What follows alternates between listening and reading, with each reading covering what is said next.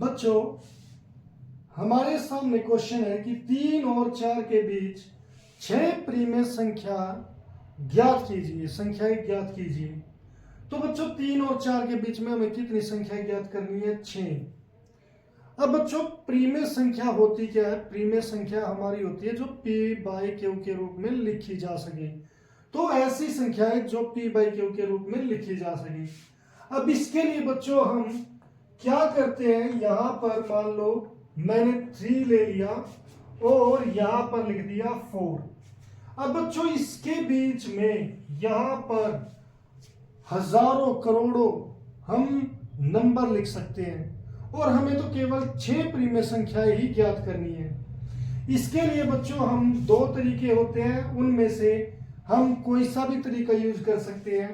पहला तरीका है बच्चों, जैसे यहां पर 3 है और यहां पर 4 है, तो इनके बीच में हम कोई भी 6 परिमेय संख्या यानी कि कोई भी 6 नंबर ले सकते हैं।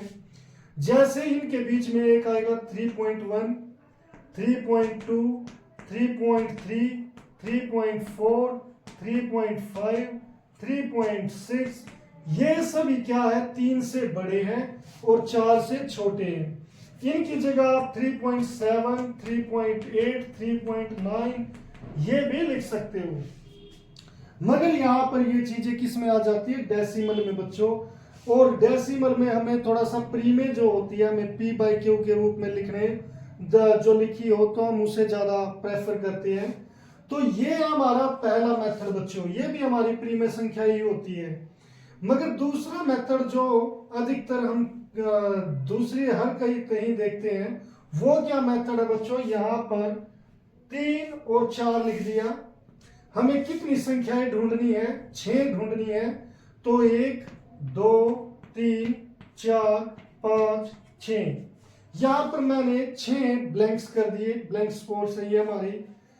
अगर 6 संख्याएं ढूंढनी है तो बच्चों इसे 7 से मल्टीप्लाई करो, 7 से डिवाइड करो, और ऐसे ही 4 को 7 से मल्टीप्लाई करो, 7 से ही डिवाइड कर दो। यहां पर 6 ढूंढनी थी तो 7 से मल्टीप्लाई किया, 5 ढूंढनी थी तो 6 से मल्टीप्लाई करूंगा, 10 ढूंढनी होती है तो 11 से करेंगे। यानी कि जितनी ढूंढनी है उससे एक ज्यादा लेनी है, बस एक ज्यादा।